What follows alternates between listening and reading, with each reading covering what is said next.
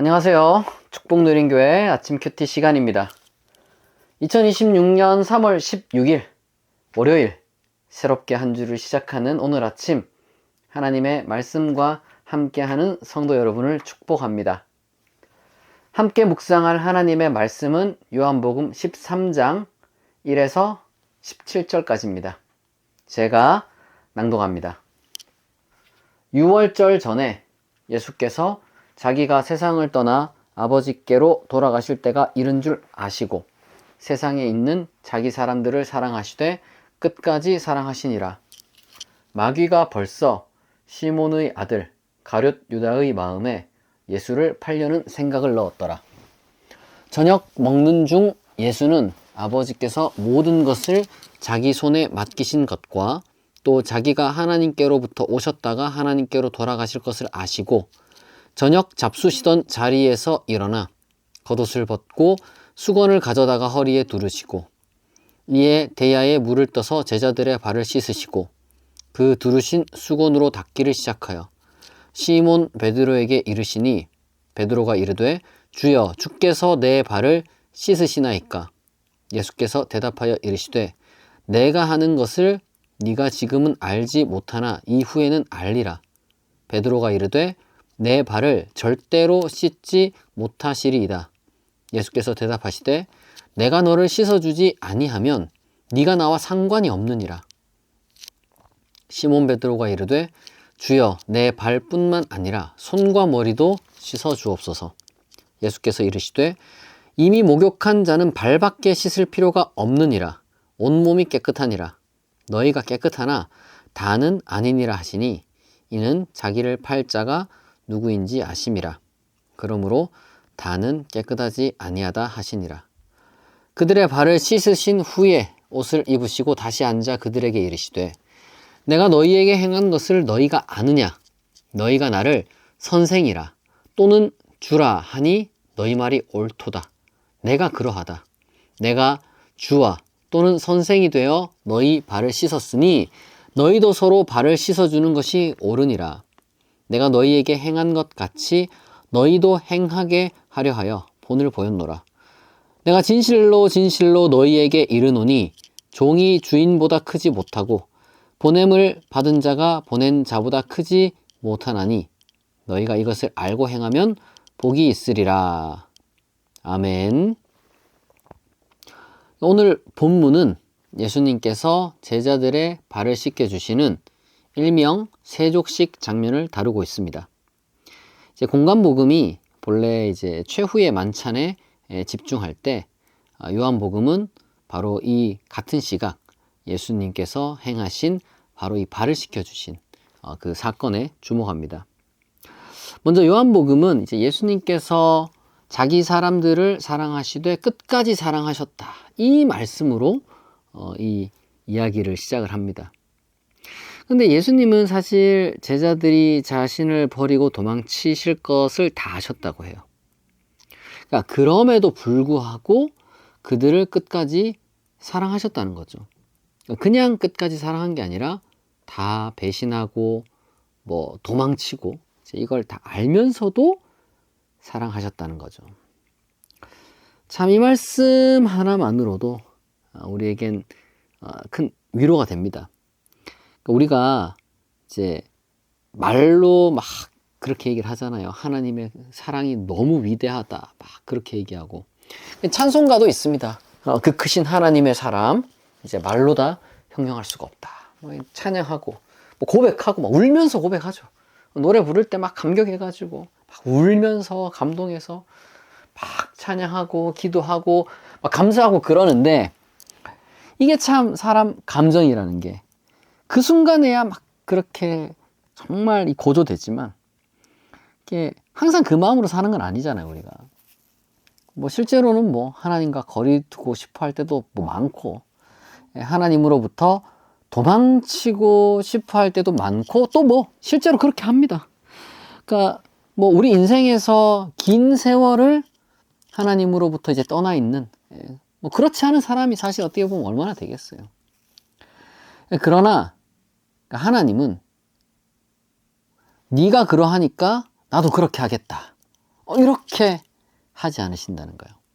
인간관계는 뭐 그럴 수 있죠. 당연한 거죠. 그럴 수 있는 게 아니라 인간관계는 뭐 당연한 거예요. 한 사람이 뭐 이렇게 거리를 두게 되면 다른 한 사람도 자연스럽게 뭐 거리를 두는 게 맞죠.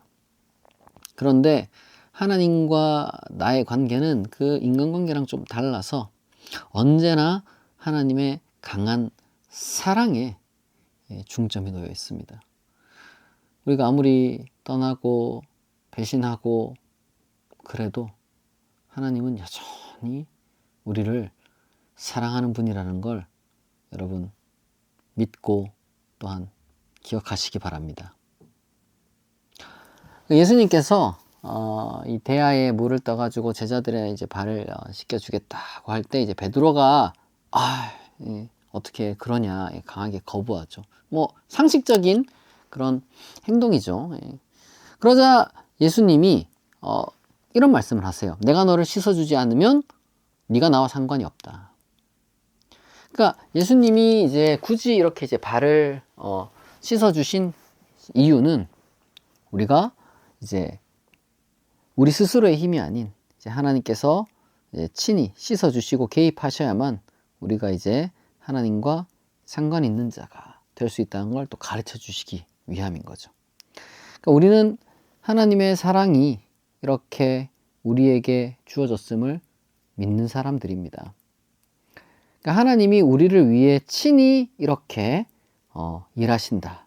이 믿음이 없으면은 당연히 하나님과 우리가 이제 상관이 없는 이제 존재가 되는데, 그러나 반대로 하나님이 나를 도우시고 나를 위해 일하신다는 그 믿음의 눈으로 우리의 일상과 인생을 해석하기 시작하는 순간 하나님과 우리의 관계가 정말 비로소 이제 새롭게 발견되고 또 깊어지기 시작하는 거죠.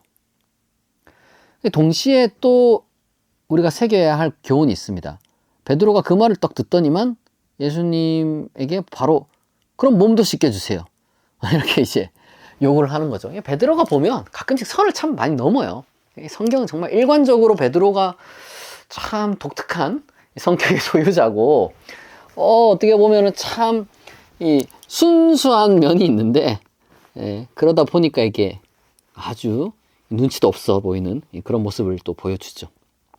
이 선을 넘었잖아요. 이 선생님이 이제 주님이 이제 발을 씻겨주면은 막 민망해하면서 감사합니다 그래야 되는데 막 처음에 발을 좀 빼다가 그러다가 이걸 네가 거절하면 네가 나와 상관이 없다. 그러니까 분명 좀 더 이렇게 멋있게 말씀을 하셨을 텐데 그걸 못 알아듣고 그럼 몸도 씻어주세요 뭐 이렇게. 이게 분명 선을 넘은 과한 요구잖아요. 근데 이게 이제 참 또 다른 우리가 생각해야 할 점을 또 알게 해주는 겁니다. 우리가 이제 발을 씻어주는 것에 대해서 하나님께서 우리 삶에 개입하셔서 이제 우리의 일상과 우리의 인생을 도와주시고 우리를 위해 일하신다. 이걸 상징하는 것을 보여주기 위해 예수님께서 그 일을 이제 하셨다고 말씀을 드렸는데, 그러니까 이제 우리는 하나님의 도우심에 깊이 감사하며 우리의 인생과 일상을 믿음으로 재해석하는 태도를 지녀야 하는데, 근데 이게 과한 경우가 있어요. 뭐 내 삶의 사소한 현상 하나하나까지 전부 하나님의 일하신 거 자꾸 이렇게 무리하게 엮어가지고 이 자의적으로 해석하는 태도가 있다는 거죠. 예를 들면 이런 겁니다. 가끔씩 우리 마음속에 하나님께서 어떤 생각을 떠오르게 하실 수도 있고요. 또 우리는 예상치 못한 방식으로 어떤 사람들의 마음을 움직여서 하나님께서 일하신다라고 우리가 고백할 수밖에 없는 상황이 이루어지기도 합니다. 그런데 모든 걸 하나하나 전부 다 이게 하나님의 음성이네, 하나님의 어떤 개입이네, 이렇게 이제 하다 보면요, 이게 이 사람이 이상해지게 되는 거예요. 이 자아가 붕괴되는 거죠. 예수님은 그걸 이제 과하다라고 이제 말씀을 하시는 겁니다. 그러니까 이 은혜에 감격하는, 그리고 이제 항상 이제 감사하는 그런 마음을 우리가 이제 지녀야 되지만, 동시에 또 건강하고 균형 잡힌 어떤 그 신앙의 시야를 우리가 이제 지키는 그런 좀 지혜가 필요하다는 겁니다. 마지막으로 예수님은 이제 발을 다 씻기신 후에 내가 너희에게 행한 것 같이 너희도 행하게 하려 본을 내가 보인 것이다. 이렇게 이제 말씀을 하시거든요. 그러니까 우리가 하나님께 크신 사랑을 받으며 또한 이제 특히 하나님의 도우심을 우리가 이제 은혜를 이제 받은 사람으로서 어떻게 살아야 되느냐, 감사합니다 하고 끝나는 게 아니라 이제 그 하나님의 은혜를 다시 이 다른 사람의 발을 씻겨주는 그러한 이제 소위 말해서 이 섬김의 삶을 통해 이 은혜를 이제 확산해야 되는 거죠. 그러니까 예수님께서 바로 그러한 이제 발을 씻겨주는 상징적인 행위를 통해서 이제 교훈을 주셨단 말이죠. 그러면은 우리가 문자적으로 그러면 하나님의 은혜를 받게 하려면 내가 다른 사람 발을 씻겨야 되는구나 이렇게 자, 발 내놓으세요 이렇게 하는 게 아니라 그만큼 우리가 이제 하나님의 은혜를 받은 사람들로서 이제 사소한 섬김으로 우리가 이제 하나님의 사랑을 하나님의 도우심을 나타낼 수 있다는 겁니다. 예수님께서 이런 말씀을 또 마지막으로 덧붙이셨죠. 이 진리를 알고 행하면 복이 있으리라. 복이 있으리라. 여러분, 이 약속은 참입니다. 여러분들이 이 예수님의 말씀을 굳게 붙들고 무엇보다 바로 그 말씀에 의거해서 이 복을 받는, 복을 누리는 그러한 삶을 살아갈 수 있기를 진심으로 축복합니다. 이 시간 말씀을 생각하며 그리고 각자 마음속에 품고 있는 이제 기도의 제목들을 하나님께 말씀드리며 우리가 약 3분간 기도하겠습니다.